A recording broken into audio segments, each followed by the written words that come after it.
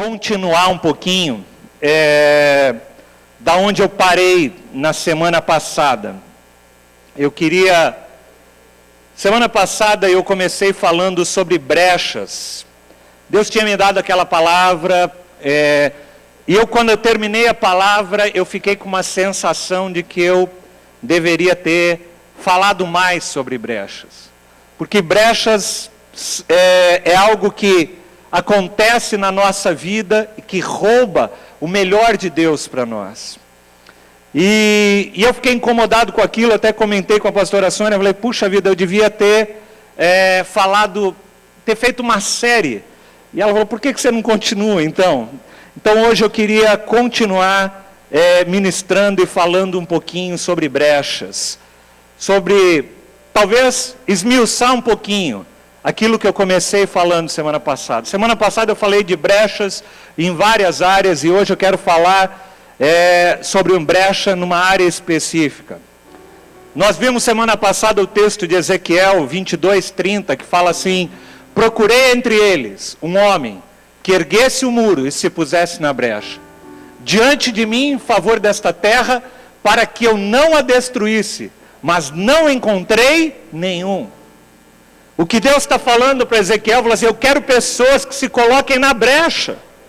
Eu quero pessoas que entrem naquele espaço, aonde nós acabamos de orar aqui, por exemplo, né? Isso é estar na brecha também. É orar por uma necessidade da nossa cidade. É nós nos colocarmos em oração pela vida de um filho, como nós temos feito, como nós fazemos aqui de quinta-feira. Orar, interceder é colocar-se em brecha. Mas colocar-se em brecha é muito mais que isso, é a gente tomar atitudes práticas também na nossa vida, para que algumas brechas sejam fechadas. E ele fala assim, eu procurei pessoas para se colocarem na brecha e não encontrei ninguém. E eu falei semana passada que Jerusalém havia sido destruída. Pouco tempo depois dessa mensagem, essa mensagem do capítulo 22, no capítulo 30, Ezequiel recebe uma notícia, e eles estavam na Babilônia, ele recebe uma notícia de Jerusalém falando assim, a cidade caiu. A cidade de Jerusalém caiu, a cidade de Jerusalém, os muros foram derrubados, o templo foi destruído, a casa caiu, Jerusalém, a nossa cidade caiu. E eu comentava como nós temos brechas às vezes nas nossas vidas, e essas brechas fazem com que casamentos caiam, que casas caiam, que vidas caiam. Eu contei aquele caso da estrutura, né? Uma estrutura de uma construção. Sempre que uma estrutura de uma construção apresenta uma fissura, uma trinca, aquilo é um sinalizador de que algo está errado. E se aquilo não for corrigido, se aquilo não for arrumado, muito provavelmente aquela estrutura pode entrar em colapso e aquela parede, aquela viga, aquele prédio pode vir a cair. A trinca é um sinalizador de que algo está errado. E às vezes eu falei que muitas vezes nós temos brechas, e nós sabemos dessas brechas, nós vemos essas brechas, e nós convivemos com essas brechas, sem que a gente tome uma decisão e fale, a partir de agora, eu vou arrumar isso. Eu não sei se eu contei semana passada, mas eu falava hoje pela manhã, na minha casa tinha uma trinca grande, por alguns anos, eu tentei durante 2 ou 3 anos, simplesmente passar uma massa em cima daquela trinca. E sabe o que acontecia? 6 meses depois, a trinca voltava de novo. Sabe por quê? Porque eu não tinha arrumado a causa daquela brecha, a causa daquela trinca. Você pode passar a massa que for, você pode fazer a conta que fizer na tua vida, você pode vir para a igreja, fazer de conta que está tudo bem, mas se tem uma brecha na tua vida, uma hora ou outra, ela fica exposta para todos. Porque não tem brecha que possa ser encoberta. Não tem brecha que a religiosidade possa encobrir. Não tem brecha que as aparências possam encobrir. Toda brecha, um dia ela abre e aparece, assim como naquela parede. E eu me lembro que o ano passado eu tomei uma decisão, falei de uma vez por todas, falei, eu tenho que arrumar essa brecha aqui na sala. eu tenho que arrumar essa brecha. E eu, como engenheiro, sabia o porquê que estava acontecendo aquilo, então, só que era meio trabalhoso fazer aquilo. Porque às vezes para a gente arrumar brecha na nossa vida, é trabalhoso, às vezes é mais fácil passar uma massinha. Às vezes é mais fácil fazer de conta que não existe. Por quê? Porque tratar a causa daquela brecha demanda mais esforço, demanda mais renúncia, demanda mais ação do teu coração, e poucas são as pessoas que estão dispostas. Então eu fui lá na minha casa e fiz uma estrutura metálica do lado de fora para poder corrigir um problema de um pilar que tinha lá, e fiz todo um trabalho lá, chamei pessoas, descascou a viga, fez um reforço na estrutura metálica. E depois que nós fizemos isso, aí sim, aí eu abri aquela trinca, preenchemos ela até o fundo com massa, com vedante, tampamos ela e hoje está lá. Até hoje não apresentou mais problema nenhum. Eu quero usar essa ilustração para a gente poder lembrar e pensar na nossa vida. O problema não são só as brechas, os problemas são as causas da brecha. As brechas, elas são sintomas de que algo está errado, mais profundo e mais atrás. Semana passada eu falei sobre brechas que nós temos com Deus, em nossa alma, na nossa família, na nossa relação com a igreja, brechas na nossa nação. E tem um texto lá de Neemias 4, versículos 6 e 7, diz assim: Neemias foi o reconstrutor de Jerusalém. Depois que Jerusalém foi destruído, muitos anos depois, Neemias foi o homem usado para restaurar aqueles muros, para tampar as brechas da cidade. Eu acho que todo mundo já deve ter visto o filme medieval. Os muros que envolviam uma cidade eram aquilo que protegia uma cidade. E se houvessem brechas nos muros, o inimigo poderia entrar por ela. Da mesma forma que há no natural, há no espiritual. Se há brechas na tua vida, eu falei semana passada isso e eu volto a falar, você está suscetível ao inimigo. Se há brechas na tua vida, você já viu algumas enfermidades? Tem algumas enfermidades que entram. Outro dia eu estava lendo na revista Veja de uma moça que morreu nos Estados Unidos, porque ela pegou um vírus, porque ela tinha um corte na perna, no braço, em algum lugar do corpo dela, e aquela vírus, não, acho que é uma bactéria, entrou, um fungo, não me lembro o que era, pegou essa brecha, essa ferida que tinha, e entrou por ali, e era um organismo extremamente letal, e ela morreu em poucos dias. Ela foi perdendo partes do corpo, e foram amputando, mas não conseguiram. Ela não chegou, acho que a morrer, quando eu vi, mas ela tinha perdido várias partes do corpo.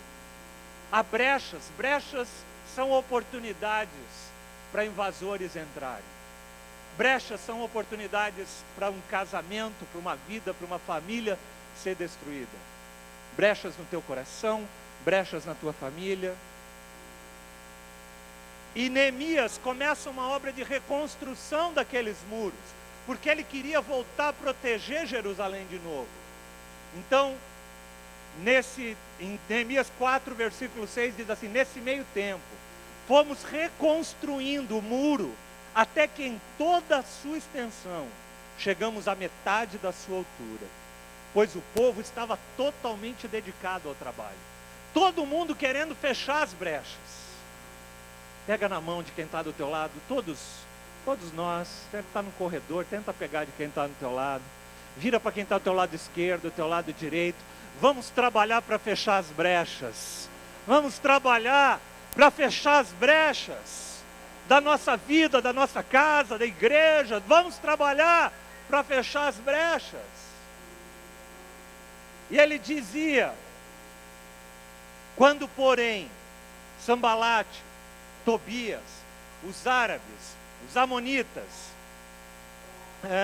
os homens de Asdob souberam que os reparos do muro de Jerusalém tinham avançado e que as brechas estavam fechadas. Eles ficaram o quê? Furiosos.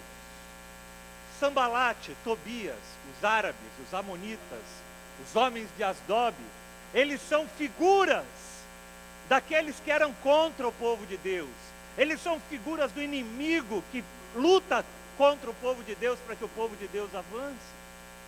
Sambalate e Tobias eram aqueles que estavam toda hora ao redor de Neemias, falando: você não vai conseguir, você não vai conseguir, você não vai conseguir construir esses muros. Sambalate e Tobias é a figura do próprio acusador das nossas almas, que vem toda hora e fala assim: não adianta, você não vai conseguir fechar essas brechas na sua vida. E quando eles perceberam que as brechas estavam sendo fechadas, eles ficaram furiosos. Você quer deixar o diabo furioso? Começa a fechar as brechas da tua vida. Você quer deixar o diabo furioso? Começa a fechar as brechas na tua casa, na tua família. E ele não tem como entrar mais, ele procura entrar e está tudo fechado. O inimigo fica furioso quando nós fechamos brechas. Porém, se delicia quando nós abrimos brechas nas nossas vidas. Quando nós abrimos a oportunidade dele agir, dele investir. E hoje eu queria falar especificamente, novamente, sobre uma área somente que nós muitas vezes abrimos brechas, que são as brechas que nós abrimos na nossa família. Semana passada eu falei um pouquinho e hoje eu quero talvez esmiuçar um pouquinho mais. Eu quero abrir essa trinca um pouco, para que a gente possa conhecer as causas e tratar as brechas e tratar as causas. Sabe por quê, amados? Família é algo que está no coração de Deus. Família é algo que nasceu no coração de Deus. Você não nasceu por acaso, você não nasceu aonde você nasceu por acaso. Deus tinha um propósito para você aonde você estava. E Deus tem um propósito para as famílias. E o diabo sabe disso, por isso que ele assola tanto. Quantos aqui, amados, tem alguém na sua família, ou diretamente, ou pais, ou irmãos, ou tios, que são separados, por exemplo? Levanta a tua mão. Você tem alguém na tua família que é separado? Estou vendo aqui, quase 80% da igreja. Quase 80% da igreja conhece, tem alguém perto de você que é separado. O diabo tem tentado, amados. Eu queria permissão, né? Até tem um dos irmãos que, o Wagner está aí, que apareceu no vídeo? Está ali, né? Wagner foi tremendo ontem quando nós estávamos filmando o testemunho deles. Wagner ficou 1 ano separado, né, Wagner? E Deus entrou na vida deles, né? E contando o testemunho, né? De como ele passou aqui na porta da igreja, entrou, e Deus começou uma obra de restauração na vida deles, e hoje eles estão aqui, para louvor e glória do nome do Senhor, fazendo curso de filhos, e Deus está trabalhando na vida deles. Glória a Deus pela vida de vocês. E a gente eu via ontem, enquanto eles estavam gravando aqui, a filhinha deles, a Isabela, né? A alegria dela de poder estar com os pais. E qual que seria o destino da vida deles, se o diabo tivesse prevalecido? Cada um num canto, filhos sofrendo. Essa é a estratégia do inferno, para acabar com casas, para acabar com relacionamentos. Então, amados, família é um dos principais alvos, e é um dos principais pontos onde o inimigo acaba encontrando brecha. O nosso Deus é um Deus de família. É um Deus que mostra através do próprio relacionamento dele entre Pai, Filho e Espírito Santo. Ele mostra um exemplo para ser seguido de relacionamento, de harmonia. O nosso Deus, ele é o quê? Ele é Pai. Aquilo que ele tinha mais de precioso é o Filho dele. O nosso próprio Deus é um Deus de família. Ele criou a família porque Ele é a própria família. Há um modelo, amados, de relacionamento familiar que é perfeito. Eu já preguei aqui anteriormente, eu falei assim, que todos nós viemos de famílias imperfeitas. E o fato de você ter vindo de uma família imperfeita, não te dá o direito de você não consertar as coisas da agora em diante, amém? Se os teus pais erraram com você, perdoa eles e daqui para frente você fala assim, comigo a história vai ser diferente em nome de Jesus. Começa uma nova jornada, começa uma nova trajetória, e mesmo você com esse propósito, provavelmente você vai errar também. Deus tem um modelo de família perfeita. O Pai, o Filho, o Espírito Santo se relacionam em harmonia, não há discussão, não há competição, há amor, há paz. Mas aqui nós temos falhas. Nós ainda não temos toda a condição que a Trindade tem de nos relacionarmos com toda essa harmonia. Mas Deus nos deu ferramentas e nos deu principalmente o Espírito Santo de Deus, para a gente aprender a viver aqui na terra, uma parte da plenitude daquilo que Ele tem para nós, amém? Quantos creem nisso?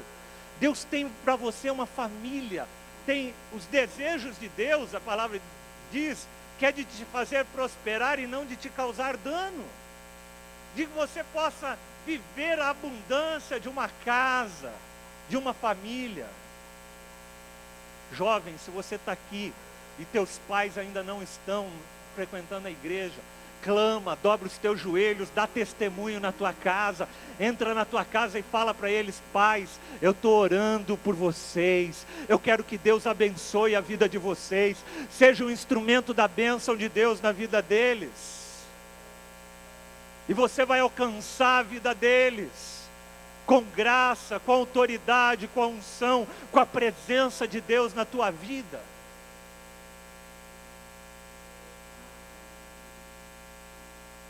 Família é um projeto de Deus, algo que começou lá em Gênesis, logo que Deus cria tudo, cria o homem, cria a mulher, Ele fala, agora vocês vão se unir, vão ser uma só carne, e vocês vão começar uma família. Mas há muitas brechas que têm querido impedir que as famílias possam cumprir o chamado e o propósito delas. E a primeira brecha que eu mencionei aqui, talvez seja uma brecha meio teórica, mas é a brecha de nós não entendermos qual é o propósito da nossa família. Deus não criou você simplesmente para viver uma família. O que é família para você?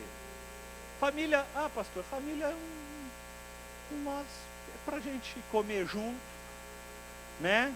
O que é um casamento para você? Casamento é assim, para a gente, sabe quando vai ficar velho e tal, a gente precisa ter alguém do nosso lado. Eu já viu gente falando isso?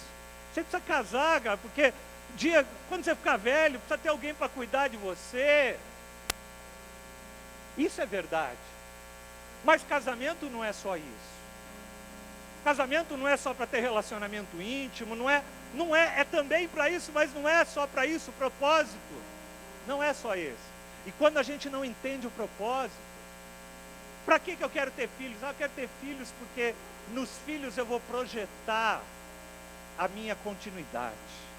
Um jeito de eu me tornar contínuo é eu poder ter filho, porque aí eu me reproduzo nele.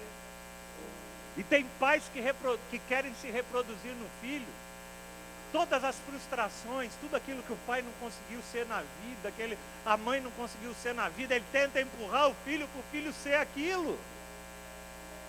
E tem filhos que às vezes crescem oprimidos com isso. E tem pais que acham que o filho é isso. O filho veio ao mundo para ele poder educar, para ele poder dar trabalho, porque ele quer que o filho tenha uma vida melhor do que a que ele teve. Não é errado você querer que teu filho tenha uma vida melhor do que você teve. Mas Deus te deu filho não só para isso. Deus não te deu filho só para isso? Não, Deus não te deu filho para isso. Deus criou você e te colocou numa casa. Jovem, se você nasceu numa casa e teus pais falaram que você nasceu por acaso, que aquele dia, aquele mês esqueceu de tomar o anticoncepcional e você nasceu, saiba que não, você não nasceu por acaso, você nasceu porque Deus tinha um propósito para você no local onde você nasceu. Você lembra aqueles desenhos animados, né? Eu me lembro, na minha época tinha uns desenhos ainda inocentes, né? Hoje não tem mais, mas da cegonha, né? A cegonha vinha assim, trazendo os bebês no bico, né?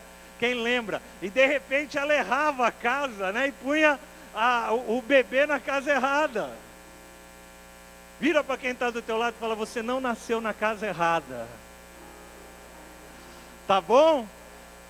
Você não nasceu na casa errada. Você nasceu aonde Deus queria que você nascesse. Deus tem um propósito para você. Você casou com quem Deus quis que você casasse. Você nasceu no lar onde Deus... Às vezes tem gente que fala assim: ai, gostaria... Às vezes não fala, mas pensa: gostaria de tanto de ter nascido na casa de fulano de tal, de fulano de tal.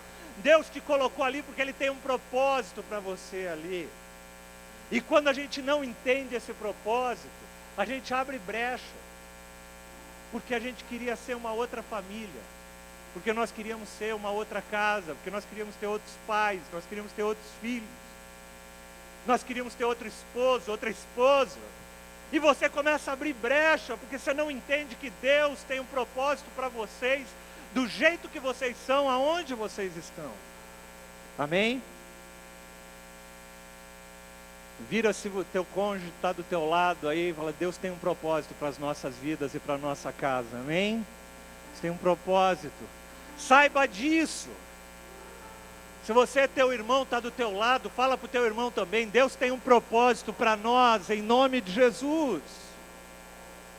Deus tem um propósito para a nossa família. E qual é esse propósito? Manifestar a glória de Deus. Que as pessoas possam, que a nossa casa e a nossa família possa manifestar a glória de Deus. O que é a glória de Deus? A glória de Deus é a presença de Deus, a paz, o amor, a misericórdia. Tudo aquilo que Deus é para ser expresso aqui nesta terra, através da família, através das nossas casas. É para isso que Deus nos criou, e é para isso, essa tem que ser a nossa principal missão como família.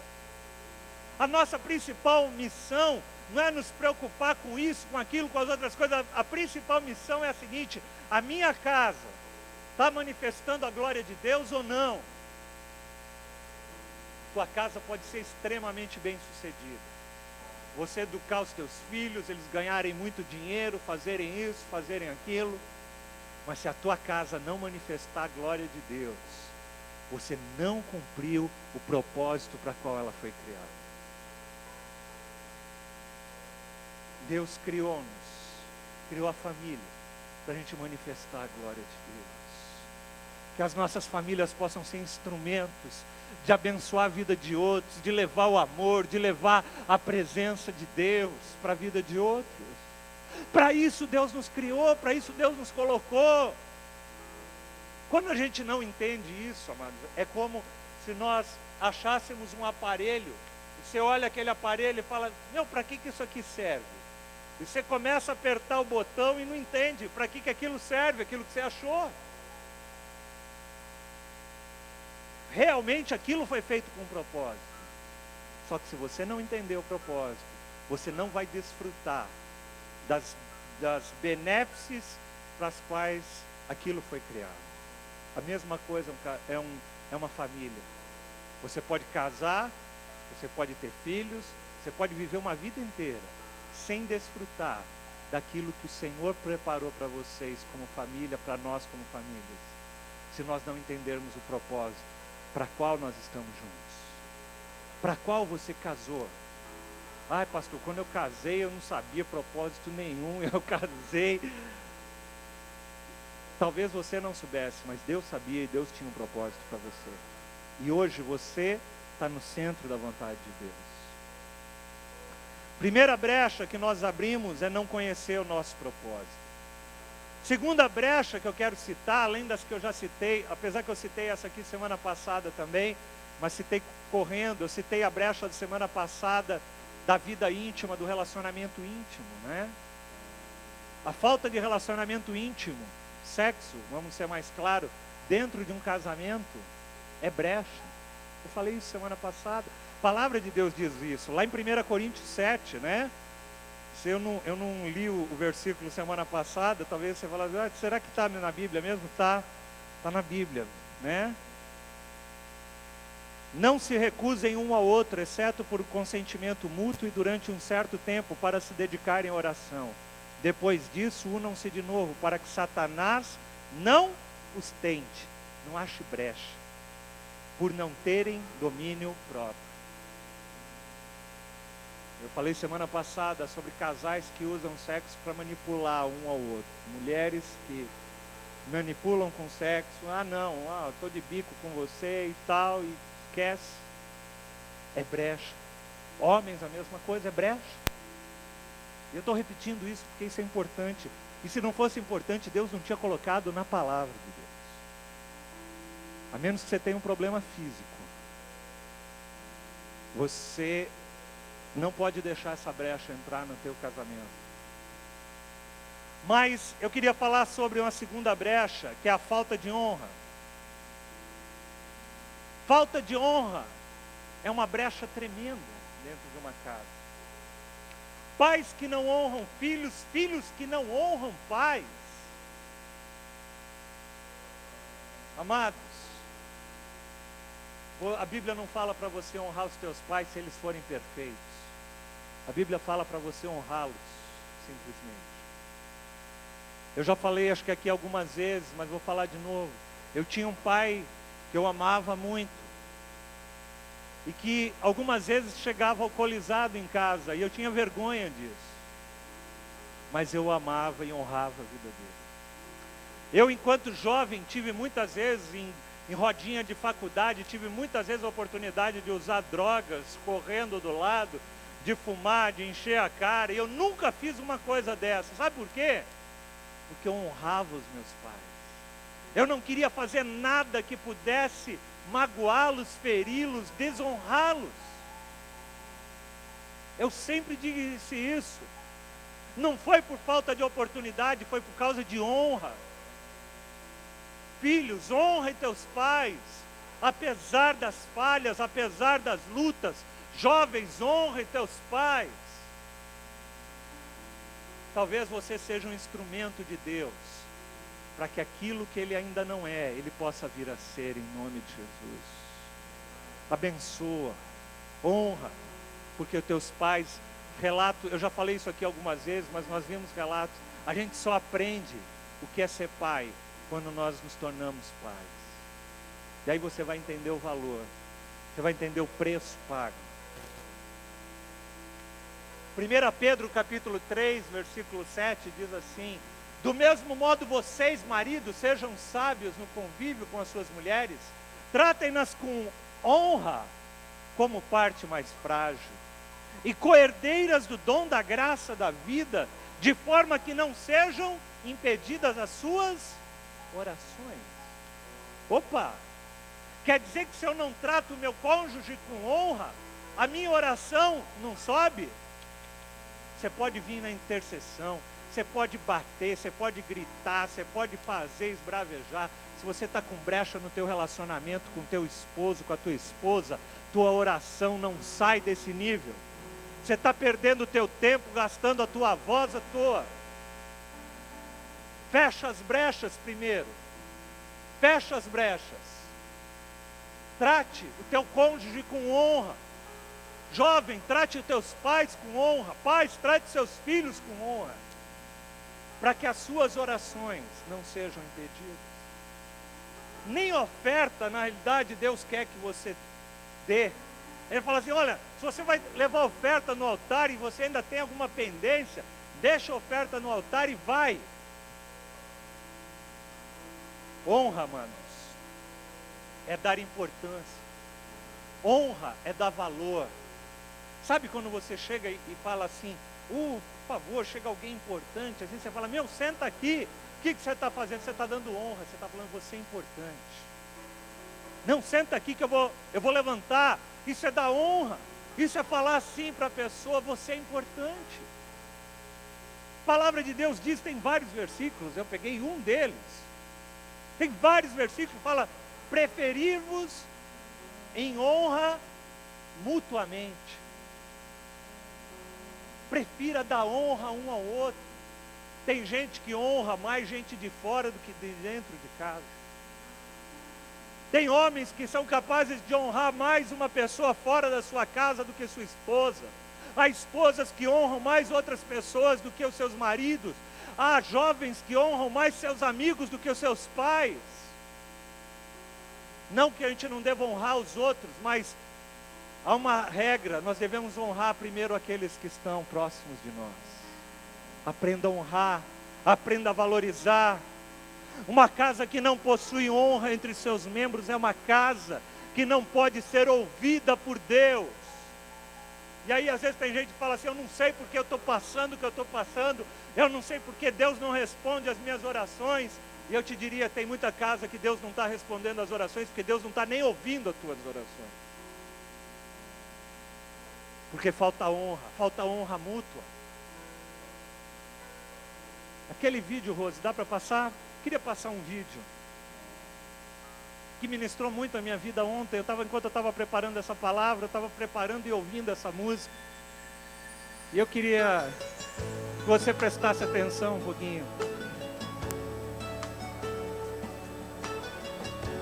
Esse é um cantor cristão, latino.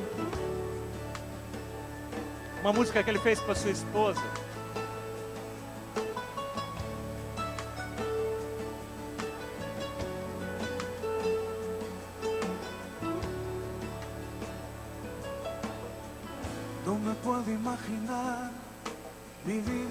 Eu não posso imaginar a minha vida sem ti.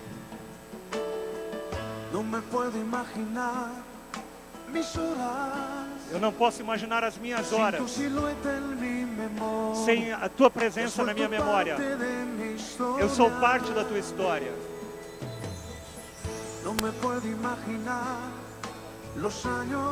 Eu não posso imaginar os anos que virão.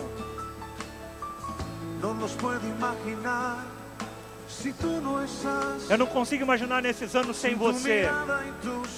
Sem os seus olhos, sem o seu sorriso, a minha vida não seria mais a mesma.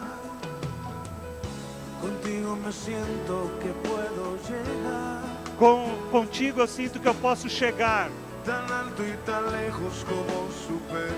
Tão alto e tão longe quanto um super-homem. Contigo eu me sinto como um herói.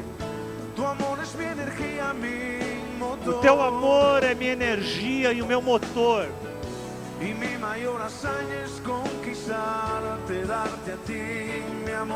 E o meu maior desejo é te conquistar e dar o meu amor por sempre e conquistar o teu coração. Contigo eu me sinto como um herói. Tu és a minha energia e o meu motor. E o meu maior desejo é te conquistar e dar a minha vida por sempre e proteger o teu coração. Ok, pode tirar. Essa é uma manifestação pública de honra de um homem de Deus. Talvez você não precise sair compondo e cantando para tua música, para tua esposa, que ela vai se assustar, alguns aqui, né? Você chegava lá e falava, ó, o pastor falou, hoje eu fiz uma música para vocês, começa a cantar. Não, você não precisa cantar. Você não precisa cantar para ela, mas você precisa cantar ela, todos os dias, amém? Quantos estão querendo cantar a sua esposa todo dia, né? Tem muitos aí que passaram a cantada na esposa uma vez, depois nunca mais. Continua cantando a tua esposa, né? Continua passando cantada. Sabe aquelas cantadas? Desde aquelas mais básicas, falou, ô princesa, né? Sabe aquelas bem assim, né? Me dá teu telefone aí, né? Experimenta isso, fala para tua esposa, me dá teu telefone que hoje eu quero mandar uma mensagem para você. Aí ela já vira para você e fala, por quê? Você não tem meu telefone? Eu falei, não, amor, eu estou fazendo uma graça. Prefira em honra uns aos outros. Prefira em honra. Declara. Fala para o teu marido o valor que ele tem. Ele tem defeitos? Tem, mas você também tem. Fala para ele o valor que ele tem. Honra aquilo que ele faz de bom. Mulheres, maridos, honra aquilo que a tua mulher faz de bom. Abençoa, dá palavras. Honra a vida dos teus filhos. Filhos, honra a vida dos teus pais. Que dessa forma você ganhará-los. Falta de honra é brecha. Assim como é falta de honra, é uma brecha também, a falta de acordo dentro de uma casa. A falta de concordância. A falta de um dizer uma coisa e outro dizer outra. Foi falado, por exemplo, no testemunho, desde coisas básicas na educação de um filho, onde um fala uma coisa, outro fala outra. Não há um projeto único da casa. Não há um acordo entre a família. Filhos que muitas vezes querem gastar num período que os pais não podem gastar, e ele bate a perna, esperneia, ele não entende, não tem acordo, não existe um projeto da casa junto. Acordo de como eu vou gastar o dinheiro, acordo como eu vou investir, acordo como eu vou educar os meus filhos, acordo com aquilo que nós vamos, como é que nós vamos conduzir a nossa casa. Acordo. Uma casa sem acordo não prospera. A Bíblia diz lá em Amós 3:3 que não podem caminhar dois juntos se não estiverem de acordo. Se um tem uma visão e o outro tem outra visão, nós temos duas visões. Isso é divisão. E a Bíblia fala que Deus ordena a bênção aonde? Aonde há unidade. Onde há uma visão, Deus ordena a bênção. Deus não ordena a bênção em casas que não caminham debaixo do mesmo propósito, debaixo de uma mesma visão.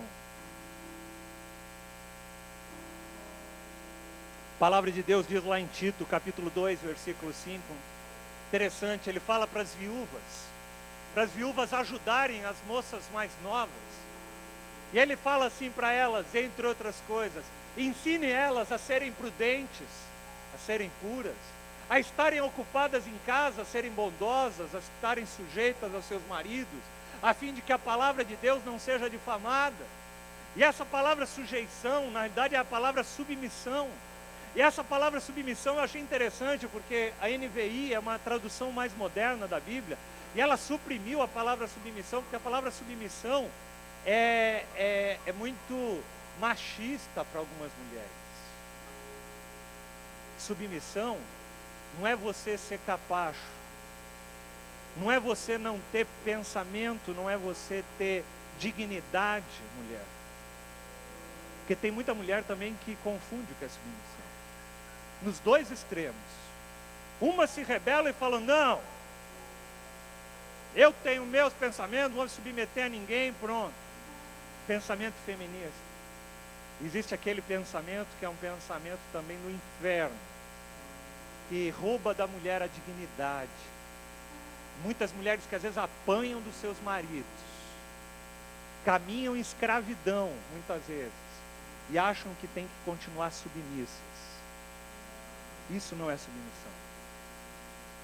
Submissão é você estar junto do teu marido na mesma missão, sob a mesma missão. Se o teu marido é um servo de Deus, você entra debaixo da mesma missão com ele. Caminha em submissão, caminha sonhando junto, caminha tendo sonhos juntos, projetos juntos. Agora tem marido que ele quer que a mulher seja submissa a ele, mas ele não quer ser submisso a Deus. Sai fora. A Bíblia diz, mulheres, sejam sujeitas aos seus maridos, assim como seus maridos são sujeitos a Cristo.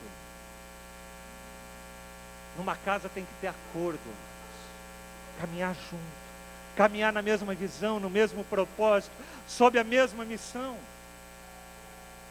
E é interessante porque essa palavra acordo, ela tem duas vertentes. Acordo pode ser uma coisa boa. Duas pessoas podem estar em acordo para fazer o bem, mas duas pessoas podem estar em acordo para fazer o mal. Vocês lembram lá em Gênesis capítulo 12, quando o povo se reúne para construir uma torre, para tocar Deus, para serem maiores do que Deus? As motivações deles eram erradas, e eles se uniram e começaram a construir uma torre, e Deus interviu no meio daquela obra, e falou: eu vou precisar intervir, porque quando o meu povo está unido num propósito, eles adquirem muita força e ninguém pode impedi-los. Você pode se unir para fazer coisas erradas. Tem famílias que se colocam em acordo para encobrir coisas. Há mulheres que são coniventes com os erros dos seus filhos, escondem dos maridos. Isso é brecha. Tem mulheres que passam o dia inteiro dentro de casa, escondem dos seus pais aquilo que acontece. Se faz do seu marido, faz uma aliança com os filhos, faz um acordo com os filhos. Olha, quando teu pai chegar, a gente vai falar isso. Além de você ferir, abriu a brecha da mentira, você fez um acordo para algo que é errado.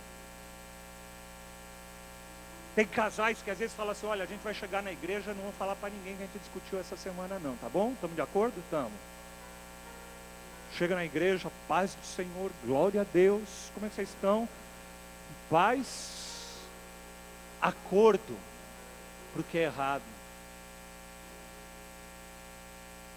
Faz acordo para você ser um homem e uma mulher de Deus, uma esposa e um esposo segundo o coração de Deus. Há casais que são coniventes uns com os outros e formam uma simbiose, uma mistura destrutiva. Ananias e Safira, um exemplo. Eles se uniram: vamos dar um chapéu ali, nós vamos entregar as ofertas, tal, lá na igreja, mas vamos fazer o seguinte, né? Vamos separar, estamos em acordo. Acordo para aquilo que é errado. Uma casa precisa ter acordo, mas acordos que promovam aquilo que é do Senhor. Uma mulher que não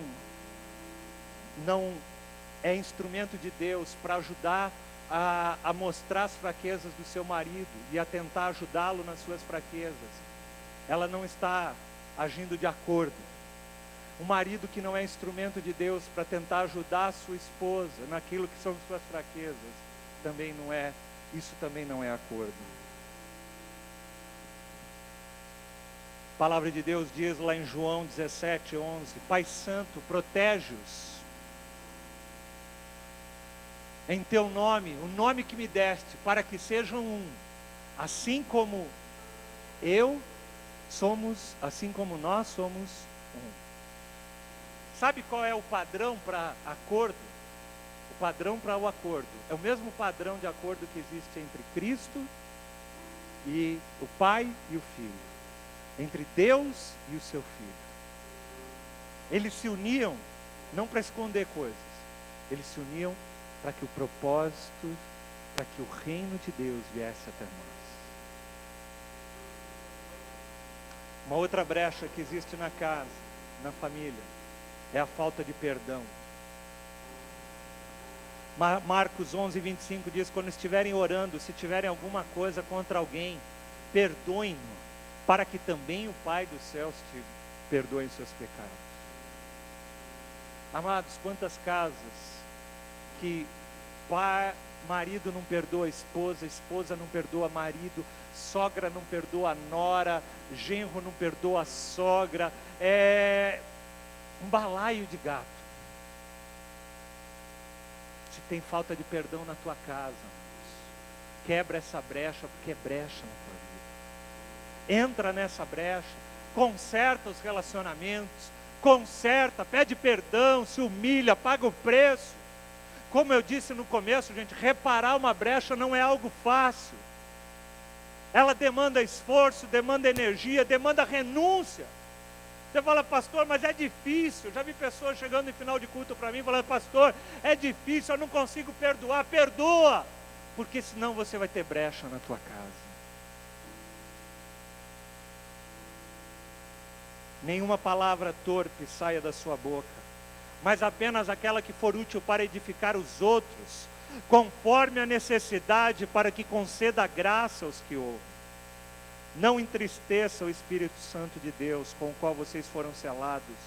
Livrem-se de toda amargura, indignação, ira, gritaria, bem como toda maldade. Sejam bondosos e compassivos uns para com os outros, perdoando-se mutuamente, como Cristo perdoou.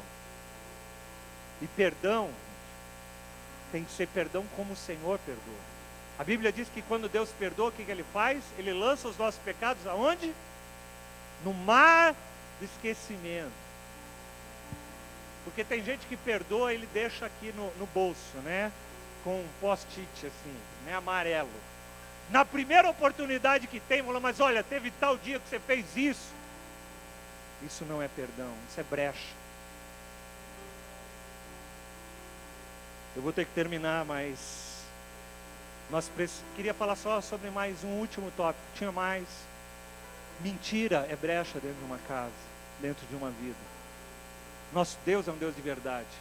Jesus fala assim, eu sou o caminho e a verdade. Toda vez que você falar e que mentira entrar na tua casa, jovem, pai, enfrenta. Às vezes a verdade pode ser mais difícil no primeiro momento, mas os frutos dela são benéficos. A mentira, a princípio, pode ser o caminho mais simples, mas ele abre uma brecha silenciosa, que uma hora vai explodir lá na frente. Por último, uma última brecha. Às vezes essa brecha dentro da nossa casa é a falta de generosidade. E quando eu falo de generosidade, eu quero novamente falar sobre a gente ser generoso uns com os outros. O pastor Guilhermo ministrou isso para nós no Love Weekend e foi uma palavra de Deus. Aprenda a ser generoso. Nosso Deus é generoso. E a gente fala assim, não, já falei. Você já falou para o teu cônjuge que te ama? Já falei. Fala 10 vezes, seja generoso. Eu já falei uma vez, tá bom. Não, seja generoso. Seja generoso no tratar, seja generoso no cuidar, seja generoso no amor. A Bíblia diz lá em Gálatas 6, 7, 8, fala assim, quem semeia para a sua carne, de carne colherá destruição. Mas quem semeia para o Espírito, do Espírito colherá para a vida eterna. Porque nós colhemos aquilo que nós semeamos. Começa a semear com abundância na vida das pessoas da tua casa. Semeia na vida do teu filho, semeia na vida do teu pai, semeia amor, semeia gratidão, semeia honra, semeia com generosidade. E você vai colher o fruto disso na sua vida. Eu queria que nós, nessa noite, pudéssemos refletir sobre essa palavra. Eu queria que você saísse daqui hoje, falando, puxa, pastor, que palavra legal. Ou talvez você não tenha gostado, não importa. O que eu queria é que você saísse daqui com atitudes práticas da tua vida hoje, de fechar brechas na tua casa. Hoje pela manhã, quando eu ministrei essa palavra, algumas pessoas vieram me procurar no final e falaram, pastor, nós precisamos conversar com você. Nós temos brecha na nossa casa, a gente precisa fechá-la. Eu queria que você saísse hoje daqui falando assim, Senhor, eu não quero brecha. Eu não quero que o inimigo tenha isso aqui, uma unha, sequer, de brecha, para ele entrar. Só que às vezes a gente está tão anestesiado, que a gente acha a palavra bonita. A gente até começa a pensar, quando o pastor está falando, você começa a pensar em algumas pessoas que têm brecha. Você já viu isso? A gente começa a pensar, puxa, fulano de tal tem essa brecha na vida dele. Fulano de tal tem aquela brecha na vida dele. E você nunca olha para você e olha a brecha que você tem na sua vida. Hoje é um dia de Deus tratar as brechas da tua vida. Não da vida do teu vizinho, não da vida do teu amigo, não da vida do teu pai, mas da vida do da tua vida. E eu queria que nós pudéssemos terminar esse tempo orando, louvando a Deus, tomando uma posição em Deus. Senhor, eu quero fechar as brechas. Quero fechar a brecha na minha casa. Vira para quem está ao teu lado e fala: fecha a brecha. Fecha a brecha. Fecha a brecha. Uma igreja que não tem brechas. Uma igreja que, como aquele texto de Neemias, o inimigo fica furioso, porque ele fica rondando aqui em volta, e ele fala: não encontro brecha na vida daquelas famílias.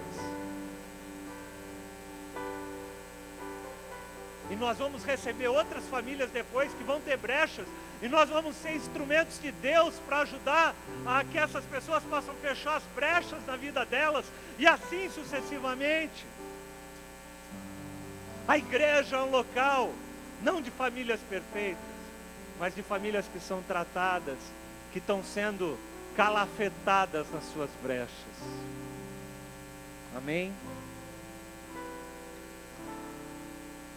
Essa é uma palavra, amados, que eu amo ministrar, porque é algo que pulsa no meu coração.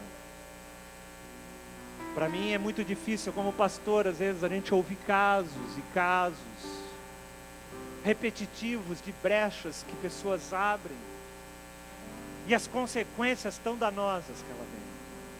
E a gente saber que Jesus Cristo pagou um alto preço naquela cruz, como eu disse semana passada, para preencher aquelas brechas da nossa vida com o sangue dele. Ele não preencheu a brecha da nossa vida com cimento, com cal, com nada. Ele preencheu com o sangue dele. A brecha que tinha na nossa vida, a brecha que nos destruía, que era o pecado, ele preencheu com o sangue dele. Quero te convidar para você ficar em pé agora. Em nome de Jesus.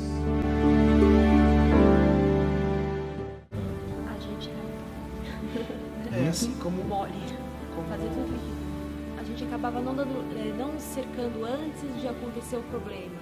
E aí ele achava que ele podia fazer o que quisesse.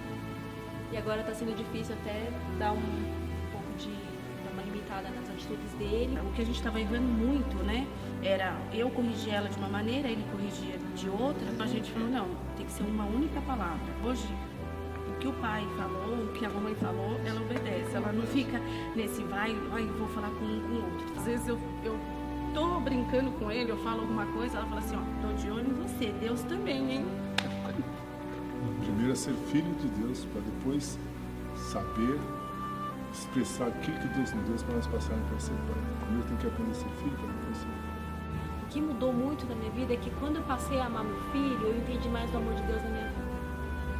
Eu entendi o quanto o amor de Deus é grande. E educar um filho não é fácil.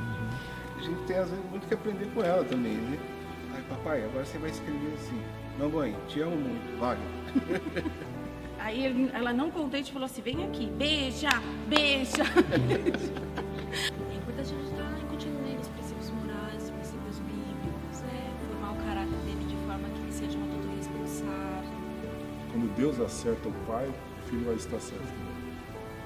Uma coisa que a gente se preocupa bastante é que ele veja a importância da família. Isso é bem importante pra gente, isso é uma herança que a gente quer deixar. A família é bem importante pra gente. Enrolar, abraçar. A gente rola no chão, rola cachorro Você no vai vir meio. fazer isso aqui.